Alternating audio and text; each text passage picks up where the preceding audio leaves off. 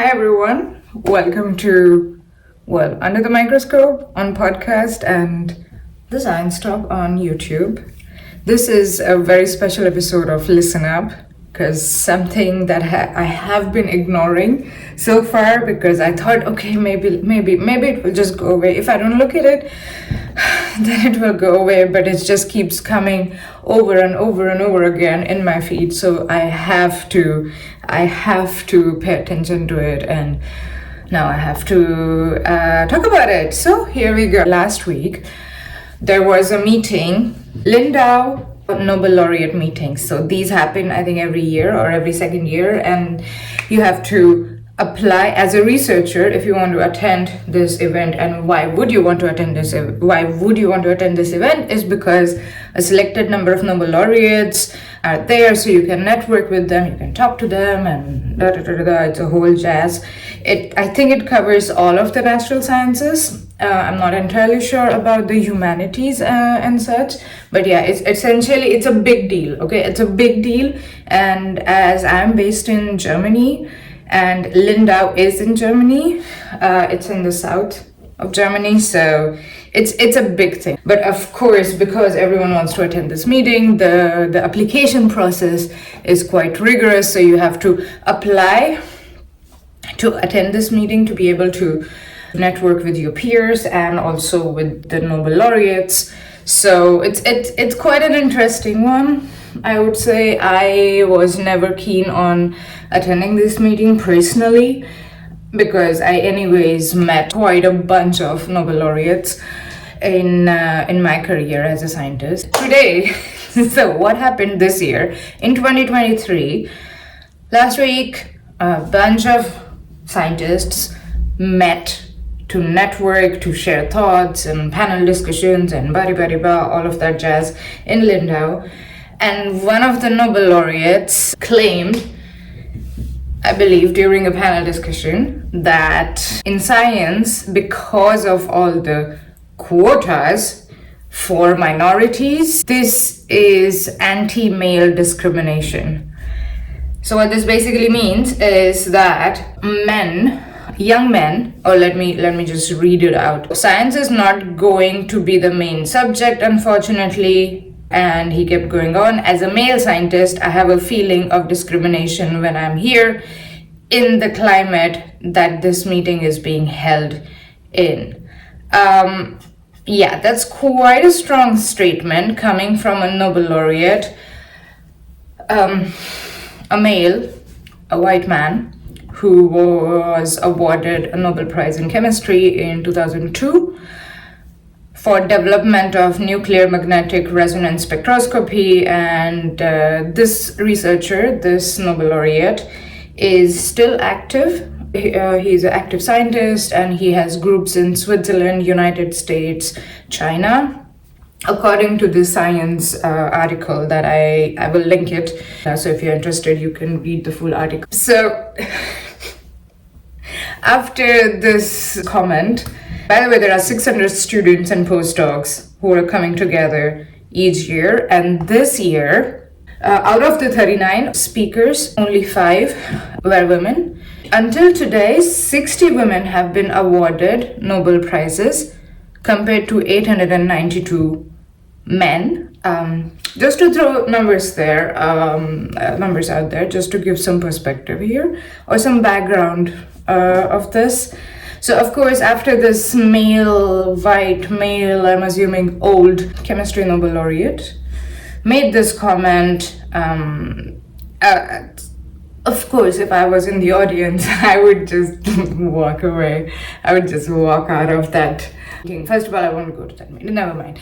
So a scientist who was quite nervous in grabbing the mic, and this scientist basically said, as a female researcher, it's been very uncomfortable for myself to see a Nobel laureate talking about the so-called male discrimination. I agree with you, woman. The moderator attempted to cut her off, of course, because, of course they did.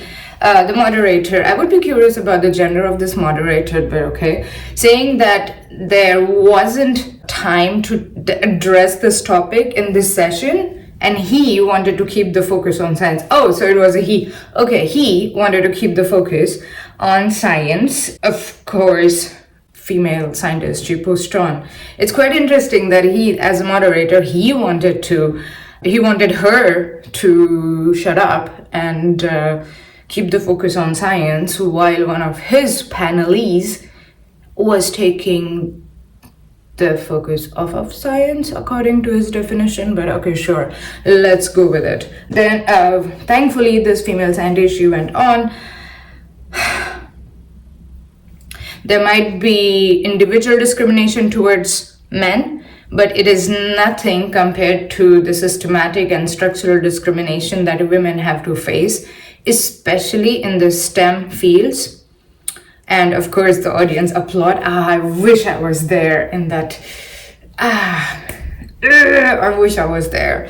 If you're watching this video, if you're listening to this podcast, you young lady, I just want to give you a tight virtual hug for standing the ground, speaking up, and I can totally understand why you do not want to share your name, nor do you want to be identified. I totally understand, because of course, I mean, her career would be ruined, just like mine was, but that's a story for another time.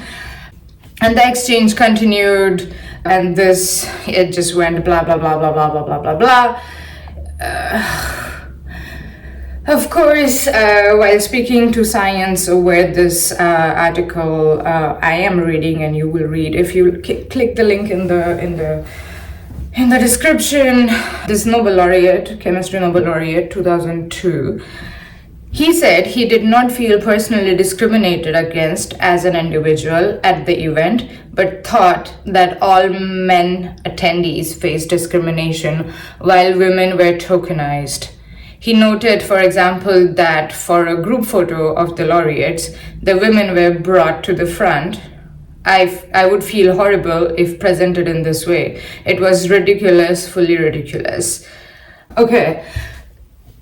I don't know this person. I don't know this Nobel laureate personally, and I would like to believe that this person is a good person, and the message that they wanted to share or send was good, but it was not packaged in the right way, and it was not the right place and time, and the words that were used were not correct. I would like to believe that, but hey, I don't know this person, I have no idea. But it is interesting, and I'm glad that this exchange happened, because several other scientists, not Nobel laureates, several other scientists were interviewed, and they also shared that I also want to learn some life lessons from these excellence laureates about navigating a research career and how to be a responsible scientist. This person continued saying that the comments of the Nobel laureate were quite shocking, and we are not discriminating against white men. We are criticizing the system, but they take it very personally. By they, I think they mean the white men, because, well, if you're criticizing the system and the system is dominated, created and run by men, so maybe they were on their period, or maybe they should eat something, maybe they're just hungry, or it's that time of the month for these men to make such comments, over dramatize, and be so sensitive about the discrimination and all of that. As someone who grew up in India, who lived in India for the first 21 years of her life, I am well aware of the caste system, the quota system, and all of that in India, and the pros and cons of it all as well. And From my experience, I can tell you that whatever is happening in academia, in order to get more women or more minorities, and I'm counting women in the minority group as well, this is necessary. This is not discrimination against men or towards men. I don't know. English is not my native language. It's my third language.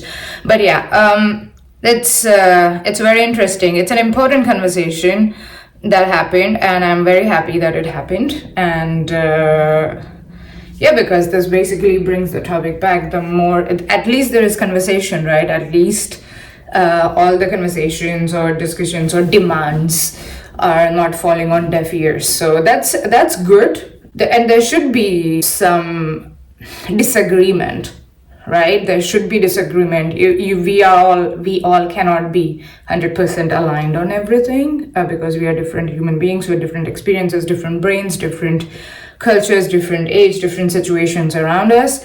So it's good that this happened, and I again applaud this female scientist who spoke up and pointed out that, hey, wait, hello, stop. This is not, no, And also the audience supported her. This is what allyship looks like, from the audience supporting someone who is raising their voice. It doesn't matter what their gender is. In this case, it happened to be a woman. Just wanted to share this with you. And the title?